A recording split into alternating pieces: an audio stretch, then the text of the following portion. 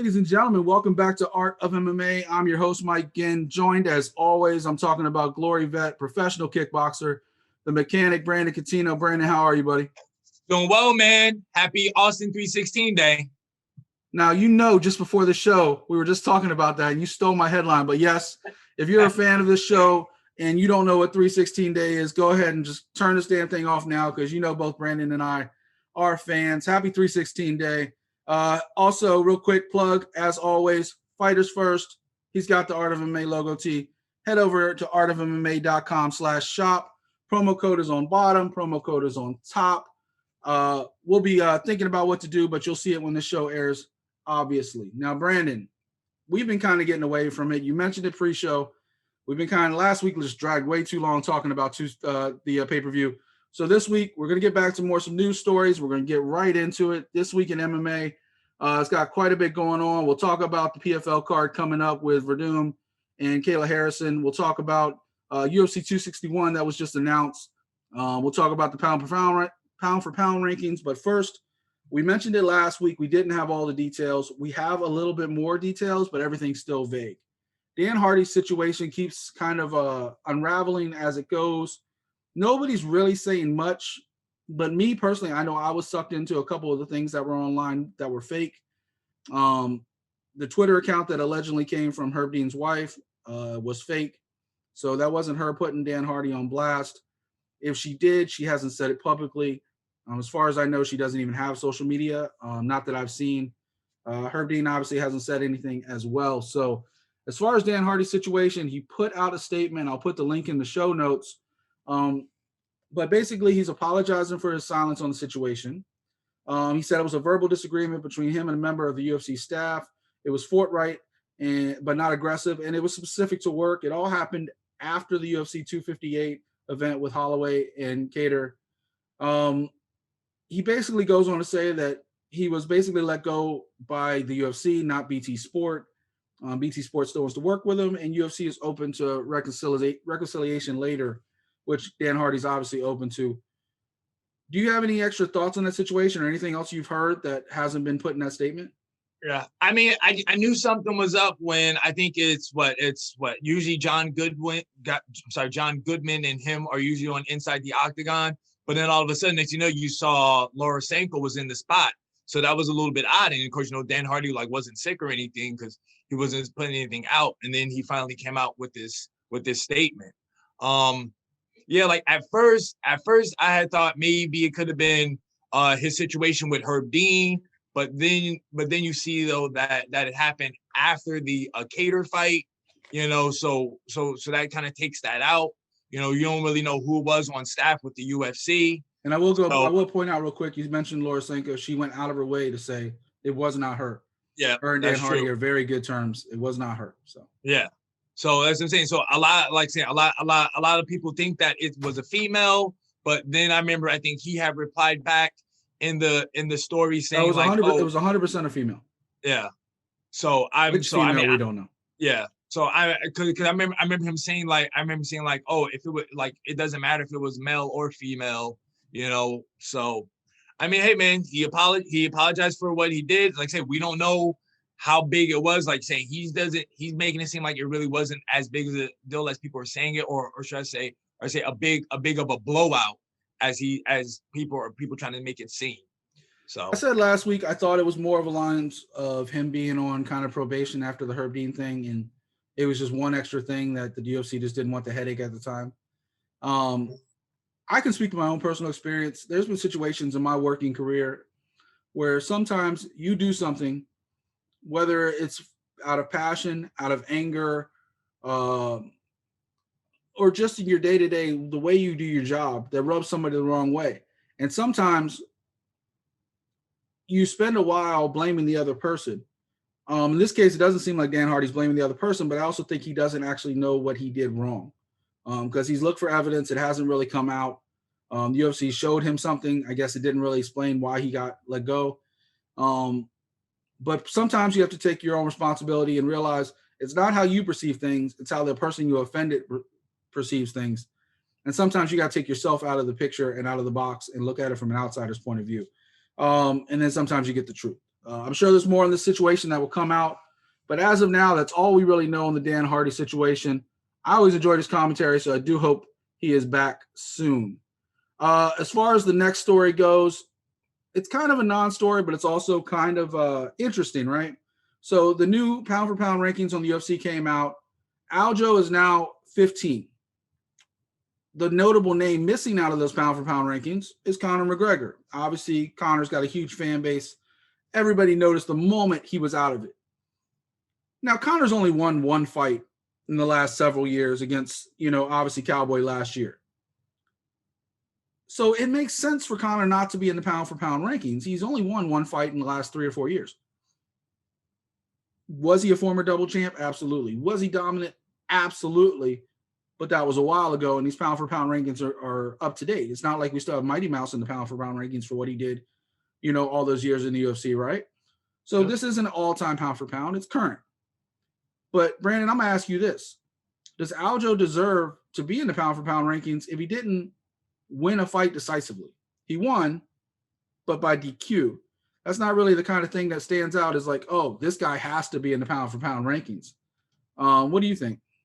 I don't know. In my head, it's like, are they putting him in because he won the belt, or are they putting him in on his past few fights before this Jan fight?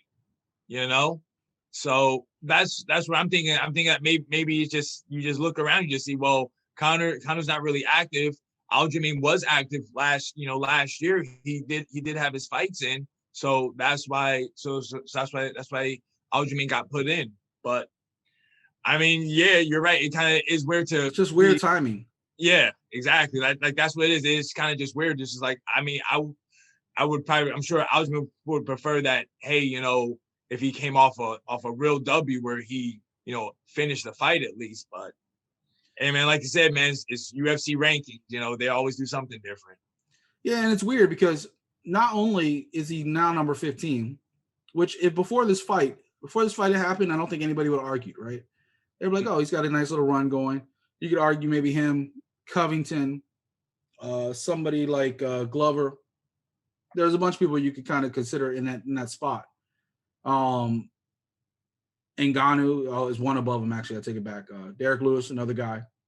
So it's questionable. The timing is really questionable. I just thought I'd bring it up. It's not a really big story, but it is something that's got people talking about. I don't think Aljo deserves to be in that spot coming off what he comes off of. I feel like if he came off a real win, nobody would have questioned it. But we all know he was trending. You can never say what's going to happen definitively in a fight, but he was trending the wrong direction in that fight. He was slowing down. Jan was picking up steam. If it had gone the distance at the time, he would have lost 2 out of the 3 scorecards. And probably the round that he was losing at the time, he got kneed. I just think it's bad timing for that. Yeah. The bigger story coming out of all that, though, isn't the rankings. It's Matt Serra. Like, he was noticeably absent in the corner of that fight. Ray Longo was there. Some of Extreme Couture people were there because Aljo's now in Vegas.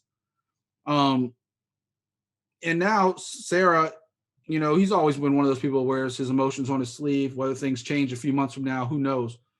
But he was actually considerably hurt by that. He felt snubbed. He understood with COVID, maybe go in a different direction for a fight. But Aljo never even reached back. He never even told him what was going on. He just ghosted him. And now Serra's coming out saying he'll never corner another fighter again, that he's done. What do you think? That's all in your backyard over in Long Island. What do you think about the whole situation? I mean, it is a little funky that you wouldn't have Matt Serra in the corner, since when you look at, I think it was the countdown. Success. Yeah, I mean, but if you look at the countdown show, he was training at, he was training with Matt Serra, and he was trying to say, like, I'm trying to do what Matt did. That's become a champion, and everything like that. But then he I think the last part of his camp, he did go and train in Las Vegas at Extreme Couture. So I think he just wanted, I guess in my head, like he wanted both coaches there, but maybe he just couldn't do Matt Serra at the time. Like he just wanted Longo for the striking. Maybe I don't know what the other guys main forte is at Eric Nixick. Yeah, I don't know what his forte is. and I think maybe that's why he just thought, because maybe he didn't think that he needed to really worry about doing jiu-jitsu on the ground, so he didn't really have to need Matt Serra, for his expertise on coaching. From Matt Serra's point of view, he's kind of taking the high road. He's basically saying, if it's going to be between me and him, and if it's going to be between a rock, paper, scissors for each fight, he's just going to retire and get out of the way. He's still going to support Aljo. He's still going to, have the Funk Masters back mentally, physically, whatever he needs. Yeah. But my question to you is that, how shitty is it that Aljo just ghosted him? Yeah.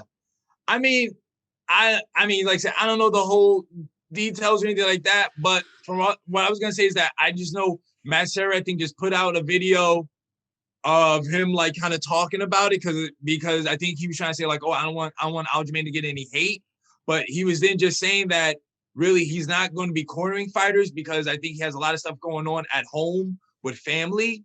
But then also too, in that same video, Aljamain Sterling pops up and he puts his arm around his head and he just says, yeah, me and Aljo are all good. And that was it. And I just saw that video this morning. So, I mean, whatever went down between them, they're all good. So who knows, man? Maybe you could see Matt Serra in his corner next time for the rematch, But like I said, like Matt Serra was trying to say like, oh, he has things going on with his family at home. That's why he's not going to be cornering anybody. But he just let everybody know that him and Aljo, they're all good though. I mean, I had no doubt they'll eventually work it out. I just thought going into the fight, and Matt Serra, like I said, we've all talked about how transparent he is. He just wears his emotions on his sleeve. The words come flying out of his mouth no matter how he's feeling. He doesn't censor himself. So, what is it? His podcast, UFC Unfiltered? I mean, he's completely unfiltered. It's one of those situations going into it. He said he texted him. Aljo didn't get back to him for 3 or 4 days. There's definitely more to the situation. I'm glad they all worked it out. But going into it, I know Aljo's still kind of young. I think he's like 31, something like that. Which in life is still pretty young. Younger than both of us. But if you're going to act like a champion, carry yourself like a champion. And that means communication. That means, especially somebody who got you to that dance. Because Matt Serra is very much a part of the reason why Aljamain Sterling is who he is.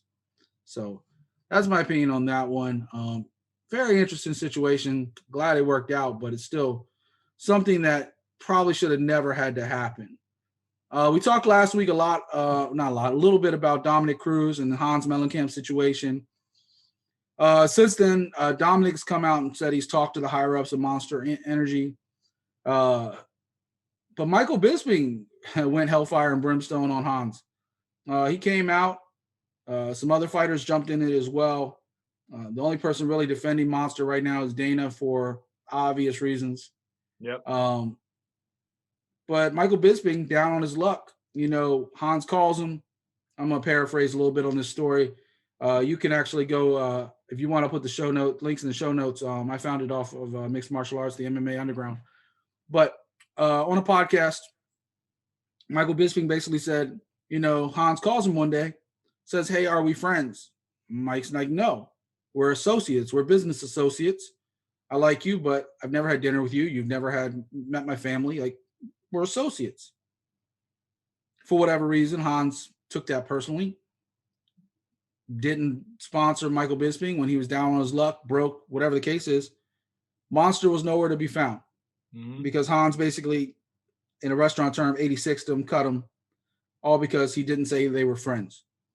He went further to say Hans sets people up, right? And you just got to kind of go along with it because, haha, funny, but you want that Monster money.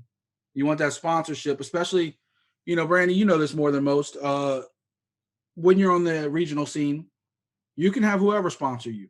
You could be the hottest guy. We always talk about Eddie Alvarez, how much money he made, whether it was in Bellator or doing whatever, because he didn't have to answer to anybody. He was making like $100,000 a year just in sponsorship and contracts. You go to the UFC, you only have a handful of choices. Obviously, Reebok, Monster, Budweiser, Conor has his proper 12 deal, but you don't have a lot of options as far as sponsorship since they've gone to these new uniforms and they've gone to a more corporate model. So if you're a fighter, especially on the lower end of that card, and you're only making, what is it to show now? Usually to start, like when they're brand new, is like 12-12 now. So 12-12. Say you lose that fight. So say you get $12,000 and you just spent 3 months working, 4 months working towards a camp. If you don't have that extra money from a Reebok kit, a Monster Energy deal, you're going to starve. You better have a full-time job at home while you're training, because there's no way you can do this just by itself if you're fighting maybe twice a year. So Monster holds a lot of power. They're higher ups for whatever it's worth, and I don't know if I believe them or not, because they're going to say what they're supposed to say corporately, and I understand that. But basically they're saying, we'll address the situation, we'll investigate the situation, but basically saying they don't know what's going on because they left Hans in charge of the combat sports division. They left him in charge of saying who gets a sponsorship and who doesn't. And this guy is going around, allegedly, I don't know for sure, I'm going by what other fighters are saying, and is more than just Bisping, is more than just Dominic Cruz. It's quite a few fighters have come out and said it. They're just the most notable. How do you feel about this whole situation as far as, them Hans basically holding fighter sponsorships hostage? I mean, it's a sad thing. Basically, it's like, like people want money, but you're making them do either something for you on your social media to help you get likes for them to, get money. Like they showed, I think, a picture of him riding a bike and like Dominic Cruz is like on the handlebars. It's like, yeah, I saw that. You know what I'm saying? It's like, oh, like you're making people, do silly things just so you can get a laugh, and then you're finally gonna give them their money. Get some social media followers, yeah.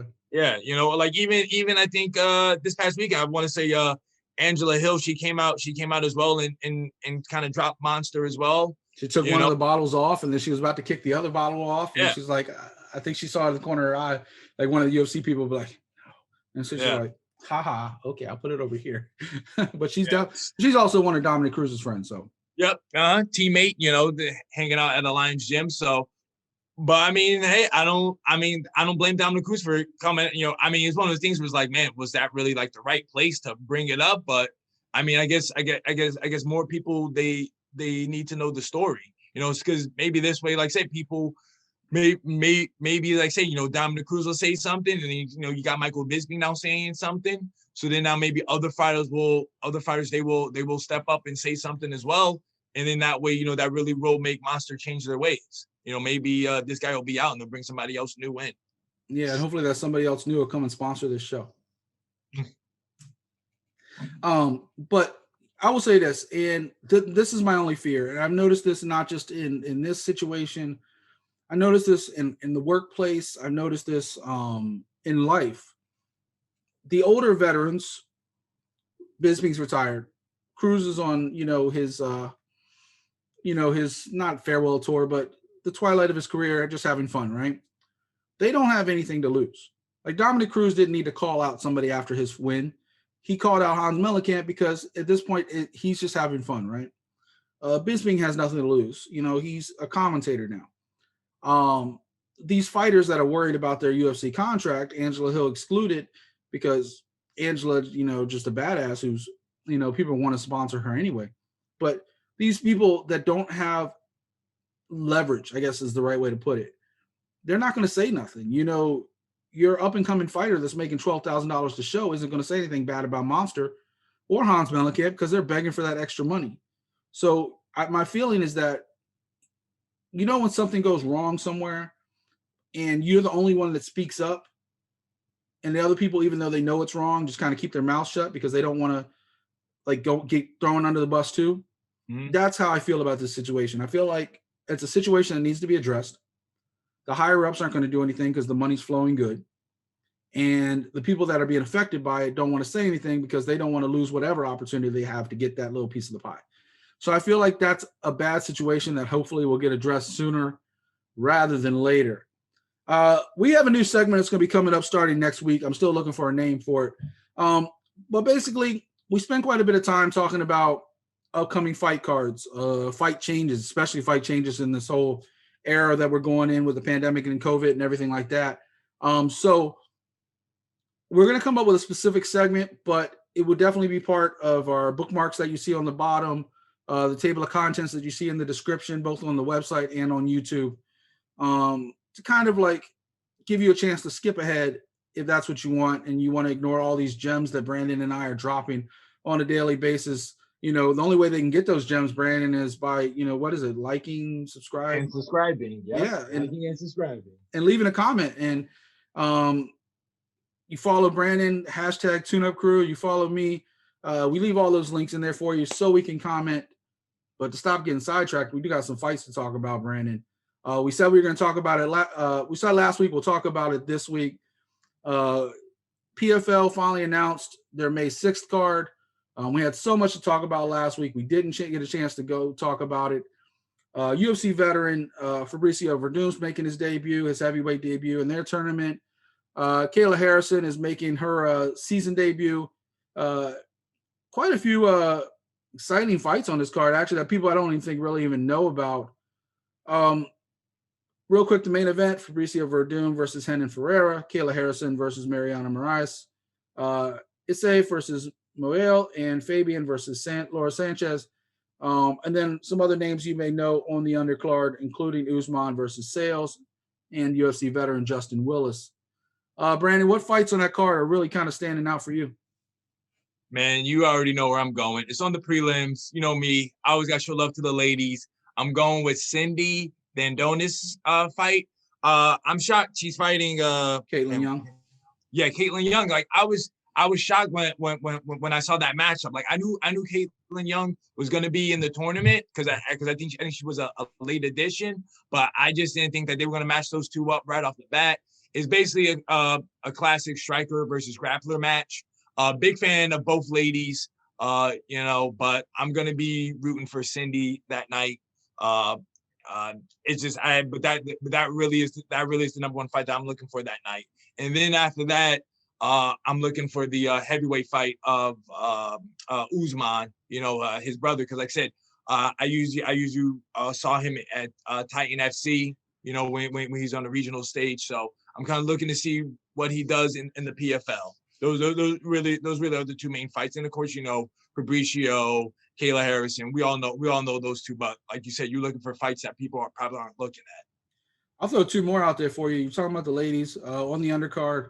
Larissa Pachenko, she's fighting Pajic. I've seen Larissa fight a few different times, different promotions. She's got a lot of skills. And then we just talked about Justin Willis.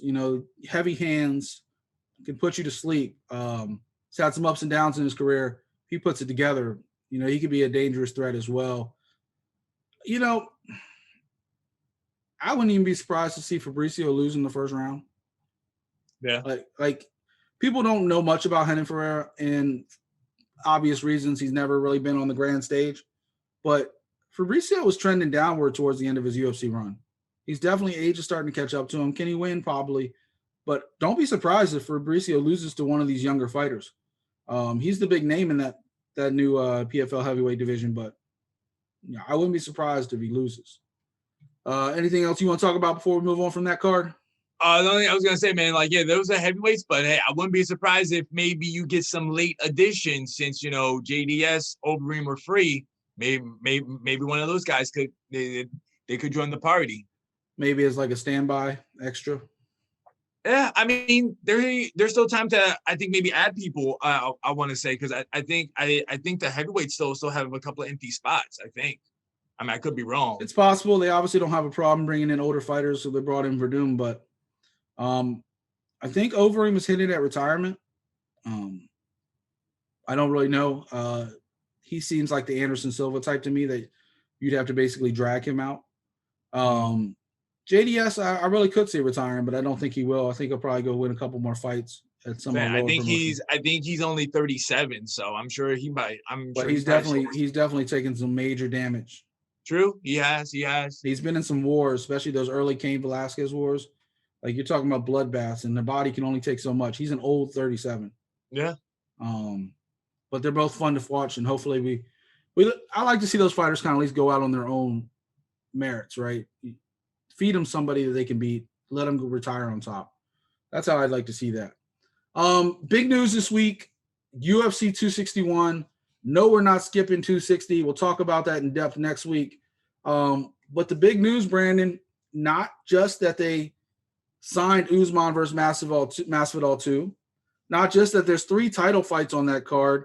When you look at the whole thing, we're talking about Rose versus Whaley. We're talking about Valentina versus Andrade. 3 title fights, deep card. We talked about that offline, and we'll talk about that in a second. I think the biggest news out of that, and they've talked about it between Texas and Florida, where they would take one of these cards because now they're starting to let fans go in.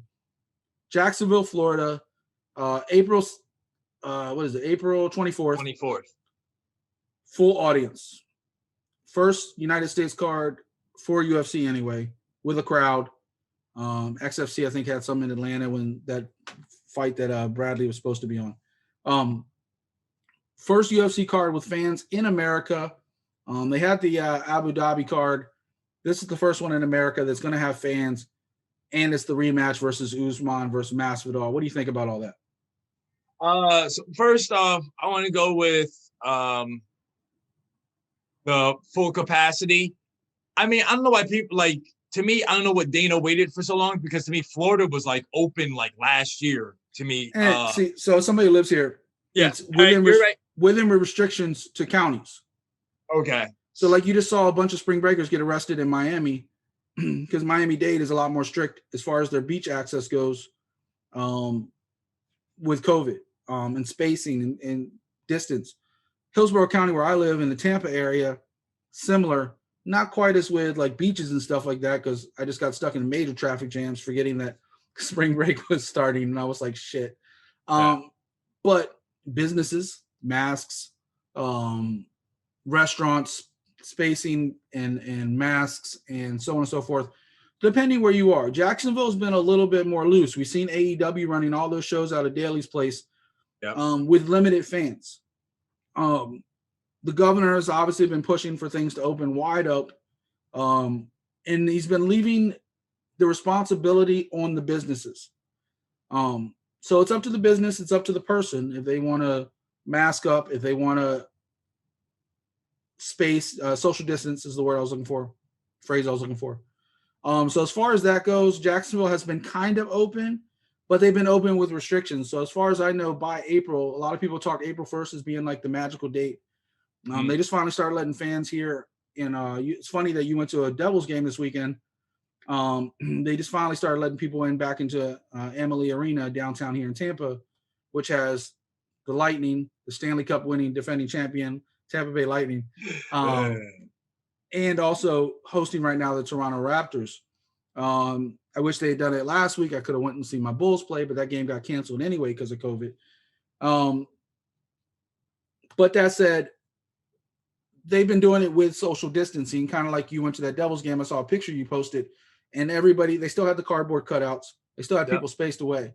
They're talking about doing WrestleMania here with what they call pod seating. So like you sit with your friends.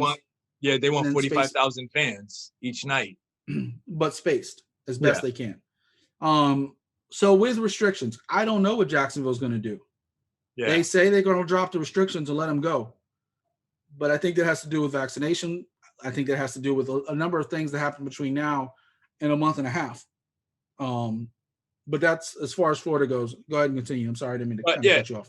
No, you're good. No, but either way, I just want to say, man, hate it, love it, whatever one you go. Hey, kudos UFC. Dana White did say last year when he had the chance to bring another card back to Jacksonville that he would, because Jacksonville was was when they were first doing shows in the U.S. So kudos to Dana White for keeping his word, coming back with a stacked card. Now going to the fights. I'm sure you've seen it on Twitter. Everybody's not feeling this Usman Masvidal fight because 50-50. Because everybody's like Masvidal didn't do anything to deserve this. And we were talking about before about like Juliana Pena, getting a title shot. I'm saying, hey, why not? You see right now, I say why not? Because Masvidal's getting one. The dude lost, did nothing for 8 months, and boom, he's getting another title shot. So hey man, apparently Usman wanted this fight. That's why this fight is happening. Just like how when Bisping said, I want 13th ranked Dan Henderson, he got it. So hey, the champ wants it. You compare it to Juliana Pena, but you don't think there's a little bit more marketability with Masvidal? I mean, I think it helps that that it's in Florida, where maybe he's saying he's a guy in Florida who they both are. Well, you're right. Usman is now back in Florida, I guess. But I mean, I just think that's just what it is. Maybe it's just a Florida thing. You just think more a whole bunch of people from Florida can get on that card. I think Masvidal's been holding out for more money. He's been playing this game for a while. He's an aging fighter. You're talking about being 36 years old. He doesn't have too many more paydays left in a career, especially, we always talk about fighters and their, we talked about with Cowboy, we talked about with Diego, we talked about it, especially the early episodes of like fighters. When is their last fight? We just talked about it with Overeem. Heavier fighters tend to last longer. The bigger heavyweights tend to be able to fight longer. The lighter, faster fighters, the slower you get, the more at risk you are, right? 170 is kind of in that middle spot, so I can see him fighting a couple more years, but he really doesn't have that much long of a lifeline left. So he had those 3 big wins. He had those big fights, those big wins. He baptized everybody, right? Including for the BMF title, and then goes in the last second notice, 6 days, cuts 20 pounds. He has a built-in excuse, as Usman likes to say. Let's get rid of the excuse because there's no real next contender right now. Covington got his jaw broken. We'll talk about it in just a few minutes with Leon Edwards and everything that's happened with him. Who really else deserves it other than him? Wonder Boy? Huh? Thompson? Wonder Boy? Yeah, we'll talk about that in a second too. But that's another guy who's had a couple shots at the title when Woodley was the champ and did nothing but put on 2 of the most boring fights we ever saw. That's also Woodley's fault. Takes 2 to dance. The first fight was more exciting than the second fight. The first fight had got fight of the night. So, I mean, and in the second fight, they didn't want to touch each other for 5 rounds. That's true. But we'll talk about that in just a second with the whole Leon Edwards thing. I'm just saying Masvidal brings a huge audience. For everybody who doesn't want him to see him fight, there's just as many people that do want to see it. And I think come fight night, I think that fight card is going to sell a massive amount of pay-per-views. I think Rose and Whaley's going to be just a fight that people will remember for a long time. And then you're talking about, a couple other fights, obviously Valentina's fighting Andrade. We were talking about who's next for her last time she fought. I mentioned Andrade. I thought it was a great fight. I'm glad to see that happening. Anthony Smith versus Jimmy Crute's a great fight. Yep. Weidman versus Uriah Hall's finally got rescheduled, so we'll see that fight. A couple other great undercard fights as well. It's only got 10 fights right now, so I'm sure 2 or 3 more fights are going to get added. Like I said, it's a month and a half from now. The way fights get moved around, the way fights get canceled, something could get canceled today, rescheduled then. And we'll, talking about fight cancellations real quick. Well, we'll go ahead and segue into that right now. Anything else you want to add about UFC 261 before we move on? I'm looking forward to it. That's all I want to say. All right. So, real quick on that. Also, speaking of Rose, her brother Nogus is getting ready to make his professional MMA debut. That's pretty cool. Evidently, he was a big Taekwondo guy for a long time. He's been dealing with music for the last few years, so it would be interesting to see him segue back into fighting. From what I understood, he never really had a passion for it until recently. He was just really good at it. A natural thing that comes in the family, obviously. Rose, super talented. Interested to see what her brother does when he gets the opportunity. So let's talk about some fight changes. A couple things going on. Most notably, just found out today or late last night, Costa's out. We just talked about their fight not even a couple weeks ago against Robert Whittaker, how Costa didn't want to move his camp to 1 week ahead to get on the ABC card, the main event, the ABC card.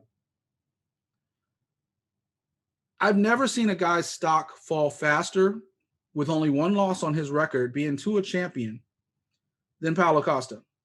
This guy has done everything he can to damage his stock. He might be the top 2 or 3 contender in the UFC middleweight division. But I don't think anybody is calling for him to get another title shot anytime soon right now. What do you think about this whole situation? I mean, he has the flu.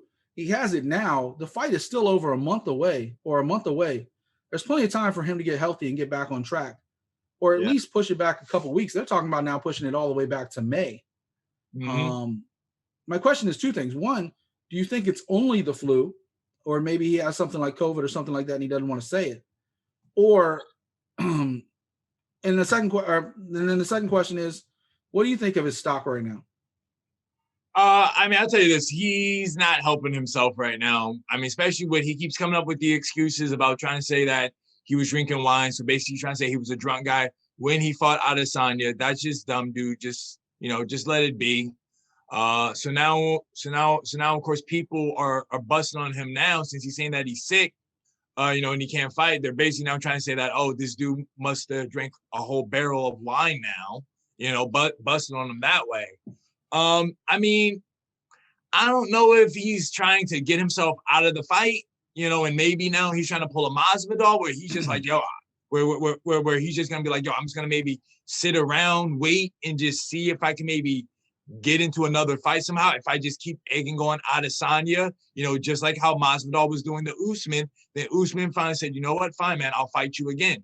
So maybe that's what Paulo's trying to do. But I mean, hey, his stock is going to be his stock. Is like his fans are going to love him. The people who already don't like him, they're already not going to like him anyway. Do you think his psyche's broken? Do you think after that loss with Adesanya that he's so broken inside that he's finding reasons to get out of fights now? I mean, we saw with Ngannou after Stipe. Yeah. The way he fought Derek Lewis is the way he never fought in his life before. Obviously, Derek Lewis is dangerous, but Ngannou's never given a shit before. He's always run through people. Yeah, I mean, like it could be that.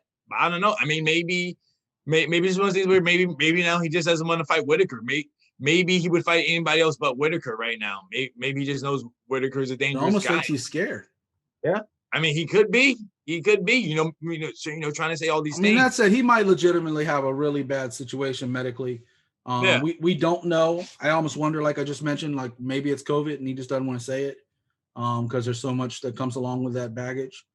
But Brazil's definitely had quite a few outbreaks, so it's no secret. A couple of the fights, I don't think we mentioned this before. Tony Ferguson and Beneil Dariush scheduled for UFC 262 in May. Another fight coming up in June that I'm actually looking forward is Ilir Latifi, going against Tanner Boser. Two heavyweights, love to throw down. Hopefully Tanner Boser isn't as passive as he was against Arlovsky. Yeah. Just found out Johnny Eduardo is out against a good friend of the show, Anthony Burchak. Anthony just can't get right now. He took a fight on short second notice. Now he has a fight scheduled for next week.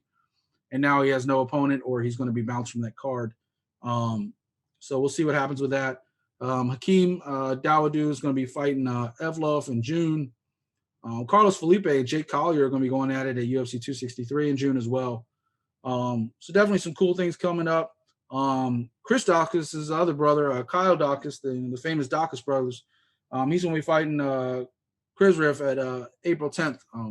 Another location still yet to be determined as far as that ABC card that's going to be coming up. So some cool stuff coming up.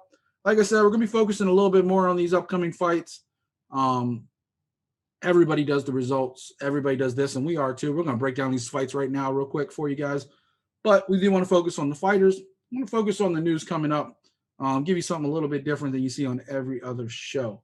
You ready to talk about this fight card from last weekend, Brandon? Yes, I am. All right. Headlined by Leon Edwards versus Belal Muhammad. Co-main event was Ryan Spahn fighting Misha Cherkanov.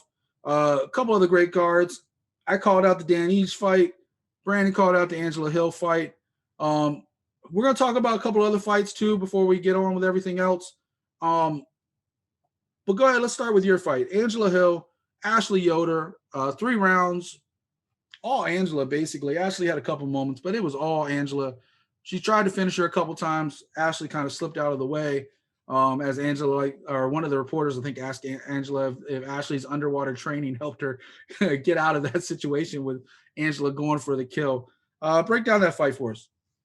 Yeah, man, it's like you said, it was just all Angela Hill. Like, to me, she was really just trying to smother Ashley Yoder. Like I said, this is their second time fighting. So, I mean, they both know each other's movements, tendencies, And I just think that Angela Hill was like, yo, I beat this girl last time. I'm going to beat her again this time, but this time I'm going to try to beat her in a quicker fashion. Because like I said, she was trying to go in there. She was trying to put that work in on Yoder. Kudos to Yoder, for being really tough, sticking in there, for not giving up. But it was just Angela Hill's night. And hopefully Angela will get one of those big fights that she's been wanting again. Angela's got such an interesting situation because she has top 5 talent, no question. Her record isn't top 5 talent. And she's had some tough losses. The Michelle Waterson one, obviously, last September. So Angela Hill, super popular, obviously really good with the UFC. She's doing a lot of their shows now.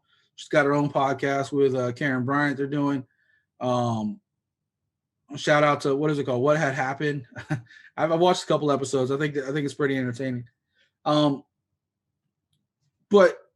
she's in a tough situation because that whole division is lined up against each other right now. And the fight I actually want to see her fight, I don't know if they fought before. I don't think they have. It's her and Tisha Torres because they're both on upward swings right now. They're both kind of hot. I'd like to see her and Tisha go at it. I think that would be a fun fight. And then the winner of that gets bounced up. They did fight before. Tisha, but like Angela's trying to get that fight, but Tisha's not having. Wasn't that like back during the Ultimate Fighter? It might have been, yeah. Could have been. And then the other name I throw out there who's been trending downward for a little while, but it's always dangerous, is Claudia Gadelha. She's still 7th. I want to say that they fought too as well. Yeah, and Angela won, I think.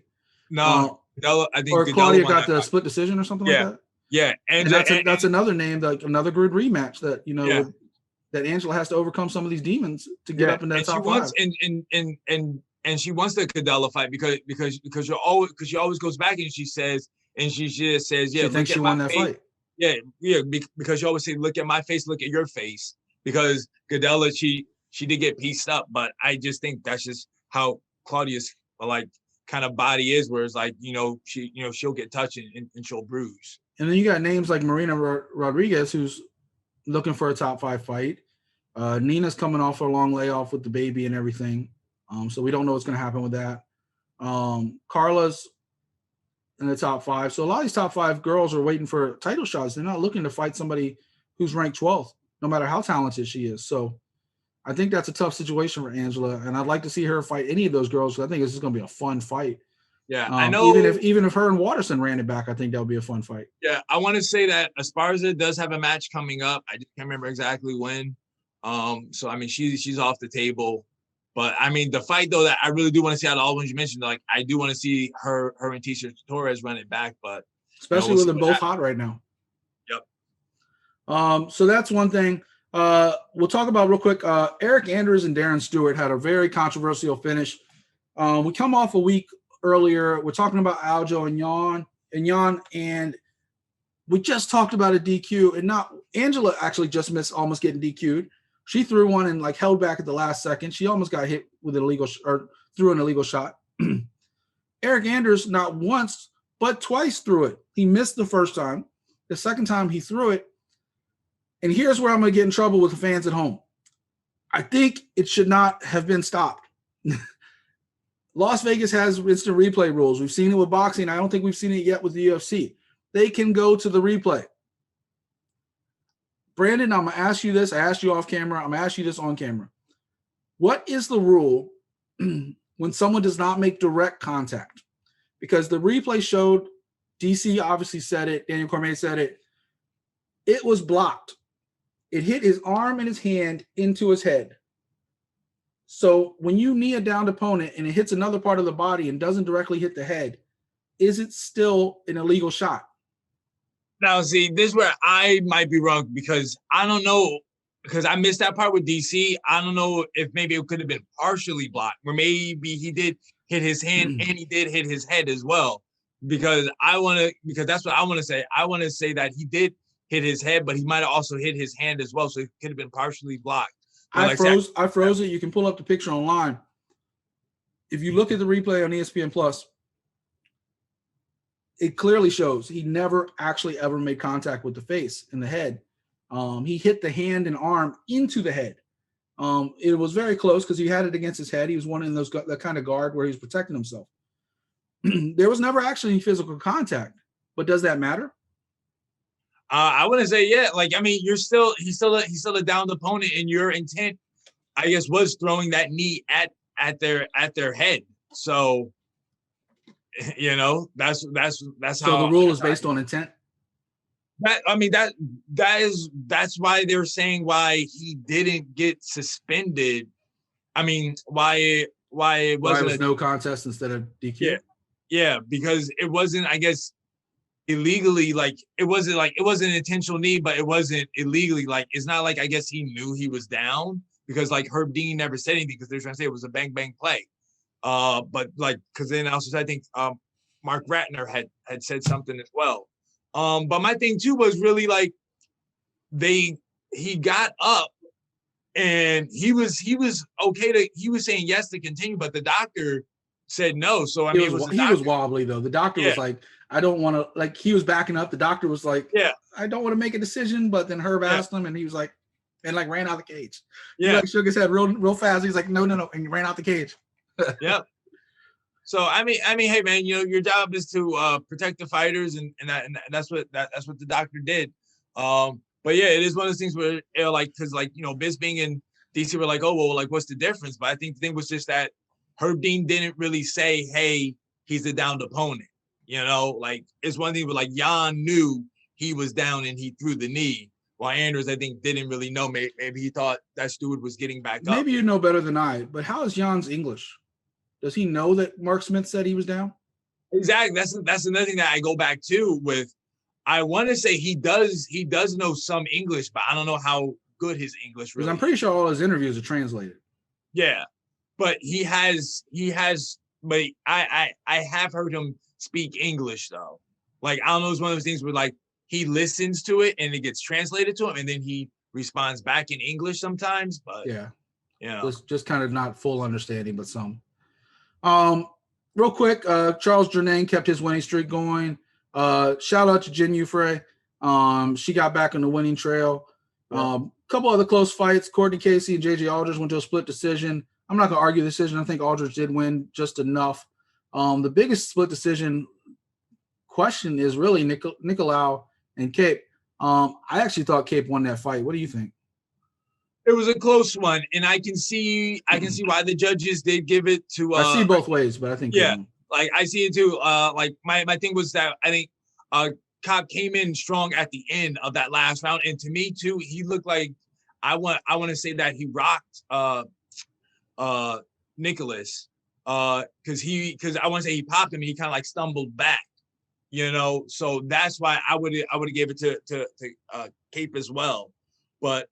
I mean, you know, in the beginning of that third round, they were kind of going back and forth, and it really kind of seemed like Cape really wasn't doing much. But then, like at the end, he was kind of throwing the harder strikes, you know. Yeah. So it kind of looked like he was doing more damage. Like that's why I maybe would have gave it to him. But hey, you know, like I said, you can see why they might have to run that one back. Davey Grant with a knockout over Jonathan Martinez, hit him with that left hook, put him to sleep. My pick of the night, by the way, both Brandon and I were 2-0-1. We're not going to count no contests, especially the way things are going in the UFC right now. So that won't count on our official records, but both of us are technically we're 2-0 with the 1 no contest in the main event, which kind of saved Brandon because Belal was trending downward too. But regardless, Danish, man, 22 seconds, I think it was, put Gavin Tucker to sleep basically with one shot. They circled for a few seconds. When they engaged, Danny caught him with a clean shot, just a straight right. Not much to talk about that fight. Gavin Tucker said himself, small mistake led to big damage. It's the fight game. It's as Brandon likes to say, it's the hurt business. Not Bobby Lashley. We're talking about the real hurt business. By the way, not to get sidetracked, have you heard the story about where the hurt business came from as far as Bobby Lashley coming up with that name? No. So when he used to train down in Coconut Creek, ATT top team, one of his trainers always wore an MMA shirt that said the hurt business. And he loved that shirt. He loved it. He thought it was the greatest thing ever. And when he got the opportunity to put together a group in WWE, there you go. Fast forward. So it all comes from MMA. MMA's always been called the hurt business. And after that Dan Ige, Gavin Tucker fight, you can see why. We both picked Ryan Spann over Misha. Not much to break down that fight, but they did go back and forth for a little bit until Spann caught him and put him down. Talk about that fight a little bit. Hey man, Spann, it was like, to me, man, when I looked at that fight, I was like, man, like I feel like Spann, he just looked so much bigger, you know, like he looked like he was a heavyweight instead of a light heavyweight, you know. But they were both exchanging, you know, they were both throwing those bungalows, as Rampage Jackson would say, and Spann got him down to the ground, but then he let is it Krylov, right? Chirkinov. I mean, I'm sorry, Chirkinov. He let Chirkinov back up, and then he saw that he was hurt, popped him one more time, and then he just pounced on him, hammer fist all day. All Chirkinov could do was just cover up, you know, and they had to stop it. Ryan, I mean, so I will say, Misha was having probably the advantage in most of their exchanges early on. As somebody who picked Ryan Spann, and we interviewed Ryan Spann a number of years ago, so we followed his career kind of closely. I was rooting for Ryan. I was rooting for Ryan just out of pure knowing the guy, as far as interviewing and everything else over the years. But Misha was getting the better of that fight early on, and Ryan just caught him. He caught him behind the ear, I believe. And after that, you know, it was just all she wrote. But Ryan Spann, ever since he's gone over to Fortis, and you're talking about a guy that won 8 fights in a row before he lost to Johnny Walker. We talked last week, both those guys got knocked out by Johnny Walker. To bounce back like this 6 months later or so, 7 months later, with a big knockout, I think brings Ryan's momentum back. That 205 division has a lot to work out right now. Obviously, Jan just defended his belt against Izzy. Jamal Hill's kind of sidelined right now with medical stuff. Crut's got a fight coming up. Walker keeps getting his fights canceled. Ryan's sitting there at 13. I feel like they messed up the rankings, by the way, this week. I don't know if you noticed. They dropped Ryan down 1, but moved Misha up 2. And I feel that should be flipped. Maybe they'll correct that next week. I feel like it's Ryan that should be 11. But maybe the loser of that Anthony Smith fight might be a good situation for him. Ankalaev, Ozdemir, who I really don't want to see fight too many more times, but that would be a good fight. Krylov, who's coming off a loss but still ranked above him, another good fight possibly. So there's lots of situations out there at 205. Paul Craig's another name who's got to fight. I think he was supposed to fight Jamal Hill, wasn't he? Yeah, that the fight that got canceled? Yep. Yeah. So that fight's getting pushed back a few times. So we'll see what happens with that. Main event, Leon Edwards, Belal Muhammad. Not much to talk about as far as the fight goes. Leon Edwards looked sharp in his return. He had great distance. He was kind of piecing up Muhammad a little bit here and there. Muhammad could never really get inside on him. No takedowns, no anything. It was just kind of Leon Edwards keeping Belal Muhammad away from him, as you like to talk about, you know, it's striking, that distance, that speed. Now, the controversy comes in this, and I've heard both sides of the argument. The fight obviously came into play because Muhammad took the fight on 3 weeks' notice. Hamzat, once again, still dealing with the after effects of COVID, still can't fight. Whether he fights again or not, that's just a whole nother situation. But Covington turned down the fight. Dana basically hung up on him when Covington asked for more money. Dana was just like, click. Nobody wanted to fight this guy. Belal stepped up, took the fight. Now, you and I differed offline. We talked about this a little bit before the show. I feel it should have been a DQ. I feel like he was warned in the first round, and not only was it worse in the second round, obviously because it ended the fight, but it was direct. Like, as he was throwing that kick, he had the fingers completely extended out. So I'm gonna ask you one question, and then I'll follow up with a different question in a second. What do you think about that finish? And obviously, I know what you think, but tell the people at home what you think, and then I'll get to my second question in a second.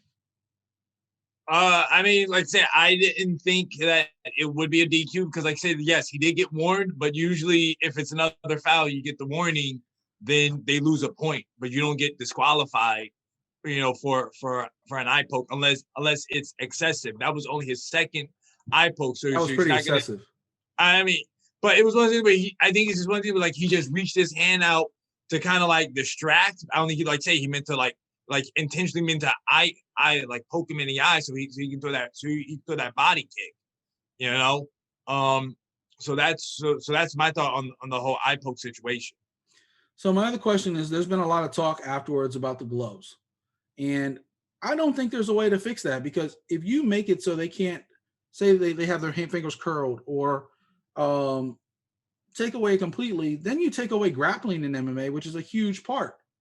Like, I don't think there's a way to fix the gloves. Do you? Well, I was gonna say, actually, like, I don't know if you noticed, but like Bellator had came out with a new set of gloves years back. I mean, I'm not sure if it was Scott Coker or if it was maybe Bjorn Rebney days, when they came out with their new gloves. Because they wanted to stop eye poking. And I really want to say in Bellator, I don't think you really see many eye pokes out there in Bellator. There was one, maybe September, October. There was one big one. I can't remember right now off the top of my head. But yeah, you don't see it as much. Yeah, so I'm just saying, like, they did change their gloves, so maybe that's what the UFC has to do. They got to change their gloves. They went to one where your fingers are more curled. Yeah. It hasn't really slowed down the grappling, so maybe you're right. But I just feel like at some point grappling is going to go away if they change these gloves, because how are you going to grab somebody if your fingers are like, your arms like grips can do right this. there. You got your arms around it. It's like grips, just like you want. Yeah, but a lot of times, especially in position, and you see these guys on the mat and stuff, and somebody's fighting off somebody on their back or whatever, and they grab their wrist. Yeah. Well, if they're trying like whatever, flying around and trying to grab it, that's not so easy when your hand is like, especially if somebody has a bigger, thicker bone structure or wrist than the person trying to grab them, and they have small hands, then they're screwed. Yeah. I mean, like I said, I just look at the Bellator gloves, like I said, the way how they designed them, and to me, like I say, I don't think they're doing, I like when I watch, like I say, I watch the prelims too. I don't really see that many eye pokes, as bad as you see in the UFC.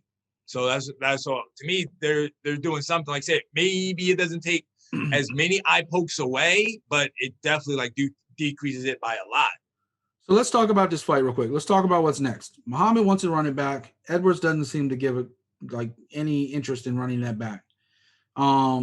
Unfortunately, I think for Muhammad's sake, and you could tell the moment he was hurt and he knew he couldn't continue, he was devastated because he knew he might not get a shot like this at a top 5 guy again.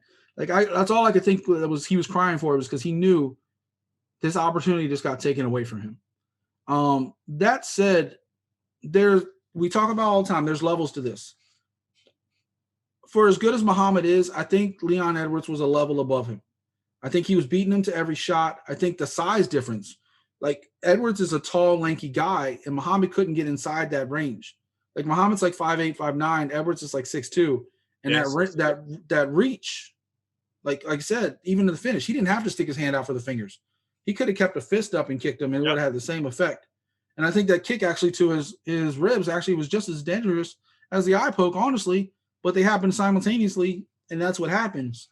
But to say what's next, Leon Edwards came out calling for a title shot. I think that's ridiculous. There's nothing about this that said, hey, you've been off for a year and a half. You get Usman next. I just don't see that, because he came out, he didn't put him down. He didn't do anything.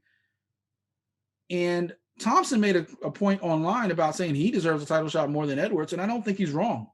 Yeah. Covington's sitting there waiting. It's like, that's the thing, man. It's like if I'm Leon Edwards, I'm throwing it out there too. Why not? Like, you see Jorge Masvidal is getting a title shot, and he just lost the chance. He fought for the belt, lost it, did nothing for 8 months, and he's getting another shot. He at least fought twice last year. He fought the BMF title, and he fought Usman later. Yeah, no, there was 2 different years. I thought the BMF one was in January, February. Nah, it was in December. No, it was in November because Canelo was fighting that night. Because I remember Canelo waited for that fight to happen so he could then go on. That was November of 2019 they fought. You're right, November 2nd, you're right. Exactly. So but he did fight in July. Yeah. And he went the distance with a champ on 6 days notice. But again though, but that says, yeah, I should get another rematch at it. It's like that's the thing, man. Yo, if I'm Leon Edwards, it's like, dude, Kobe's ducking me, Masvidal's ducking me. Like nobody in the top one wants to fight him. I think the only I'm gonna stop you right there. Wait, no. I think the only person that wants to fight him probably would be Gilbert Burns. And I think Wonder Boy would fight him too. I'm gonna defend. You'll never ever hear me defend Kobe Covington again in your life. He's spending his time with Polyana Viana right now. I ain't mad at him. Man, that's his friend, man. She even said it. Nah, he came out yesterday. He was like, You want me to get off the couch while I'm spending time with her?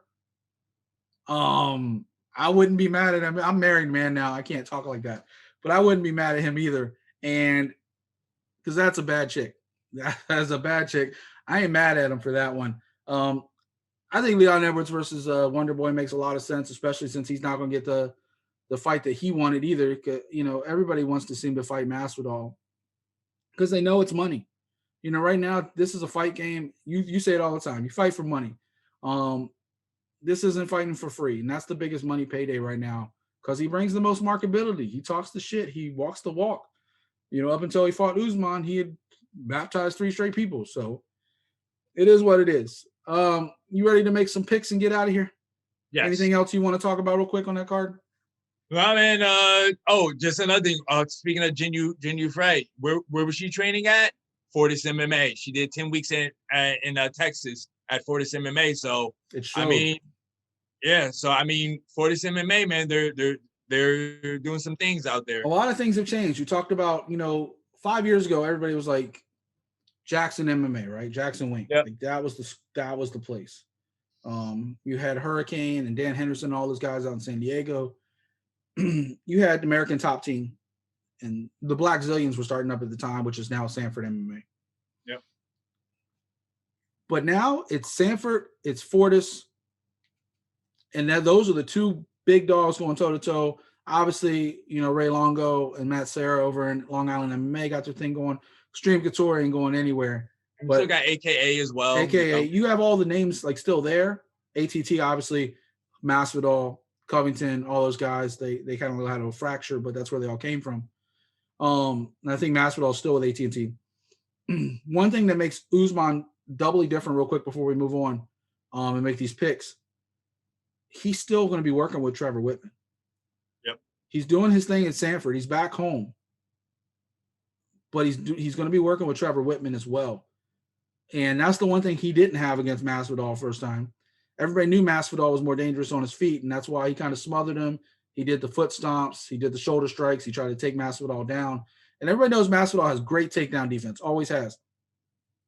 But if he has the striking he showed, now Gilbert Burns got to him in the first round. He got some punches through in that first round and rocked Usman. If Masvidal finishes Usman quick, that's a possibility. But if it lasts past the second round, Usman's going to win that fight. And he's going to do it the same way he did with Burns as far as like that jab, that striking that he picked up from Whitman. And that's a dangerous new weapon that he has. So that's my opinion on that. Let's real quick. We're going to talk about Brunson versus Holland. UFC 22 coming up March 20th. We already talked about the Burchak fight being off now, unless they can find him an opponent real quick, but I don't think that's going to happen. Derek Brunson versus Kevin Holland, main event. Who you got and why? Oh, man. I like Derek Brunson, but I think I'm just going to go with Kevin Holland. I think he's got the reach. He's got strikes. He has jiu-jitsu. So I'm going to go with Kevin Holland. I think he's going to finish him maybe second, third round. I don't even think he gets that far. I think Kevin Holland's going to finish him in the first.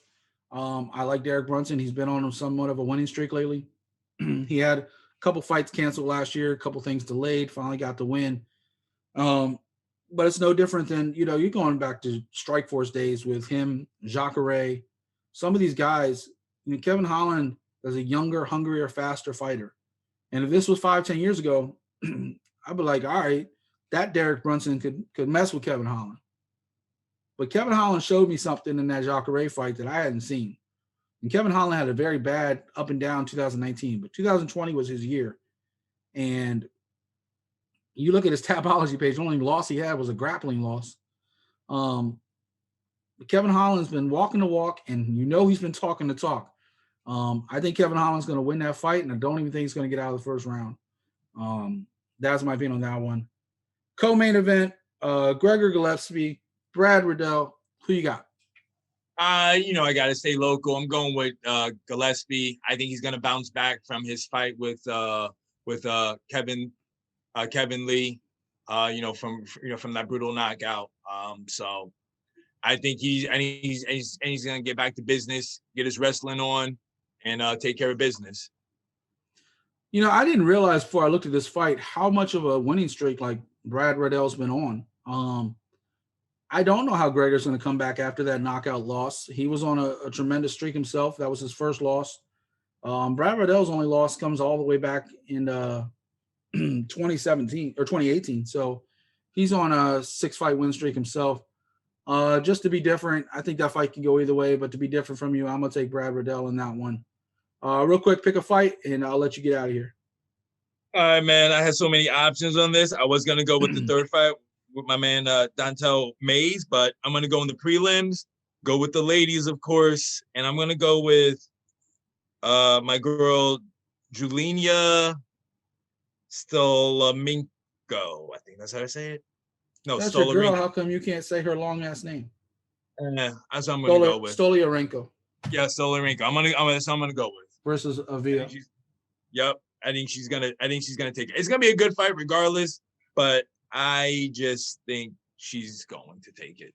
I'm actually gonna stick on the prelims as well. First time a husband and wife both fighting. Cheyenne Bai's fight got canceled but then rescheduled. She's now fighting Ruiz, but her husband JP Baez, he's a step away. He's been relatively successful. He needs kind of a big win to kind of like jump him up. Bruno Silva is kind of that competition for him. He hasn't lost since 2017. He's been on somewhat of a run on the regional scene, including most recently LFA back in 2019.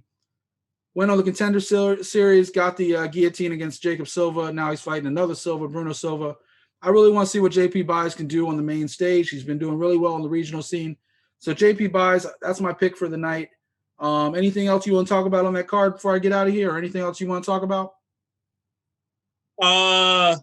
CFFC 92-93, good shows. CM Punk, always good on the speaks, and John Morgan as well.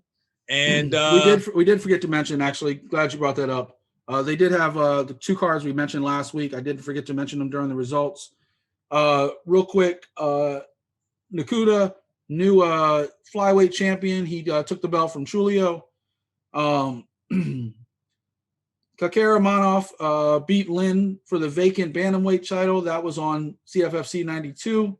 And on 93, Aaron Jeffrey knocked off Huck Buddy for the middleweight title. And for the vacant heavyweight champion, Jamel Jones knocked off Cody Goodall for those titles. Go ahead. I'm sorry. I just wanted to throw this out there real quick. It's right. Just want to say, Aaron Jeffries, he didn't have an exciting fight, but he did what he had to do to win. I said, man, I know all these guys. They want to get the call from the UFC, but hey, man, Bellator's right there for you as well. If UFC won't call you, maybe Bellator will. And plus, too, man, with Bellator you can get sponsors. So I say, always keep your doors open. You mean you don't have to deal with Hans Molenkamp? Yeah, exactly. All right. On that note, artofmma.com/shop. You can get this shirt. You can get that shirt. I'll come up with a cool promo code. You'll see it in the flashing banner below. You'll see it above the show, above me, the entire show as well. While I'm editing the show, I will come up with that. Yeah, like Brandon always says, like, comment, subscribe.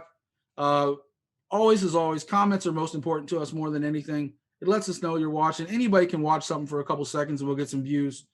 Anybody can click the like button and not really care what we're saying. If you comment, we'll comment. We'll get a great conversation going on. MMA, whether it's on Twitter, Facebook, Instagram, whatever the case is, always a great community. Everybody loves to have their opinion on anything, whether it's a DQ or a no contest, all that stuff. We want to hear your thoughts as well. So jump in the convo right here below the video on YouTube. And if you're on the website watching it, just click through to YouTube, leave a comment there, or you can leave it on the website too. Just sign up real quick. You can leave it on the website as well. I read all that stuff. Brandon reads all that stuff. So, and then leave us a message on Twitter. We'll get back to you there. But unless you got anything else, Brandon? No, that's it. All right. Well, another great week in the books. We'll see you next week and break down UFC Vegas 22 and talk about 260 coming up. From Brandon and myself, this is Art of MMA.